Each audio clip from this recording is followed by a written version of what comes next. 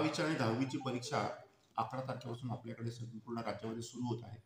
त्या अनुषंगाने माननीय चीफ सेक्रेटरी मॅडम यांनी देखील सर्व एस्टॅब्लिशमेंटची मीटिंग घेतलेली आहे VCवर. त्या अनुषंगाने धुळे जिल्ह्यात देखील मोठ्या प्रमाणावर आपण बंदोबस्त लावत आहोत.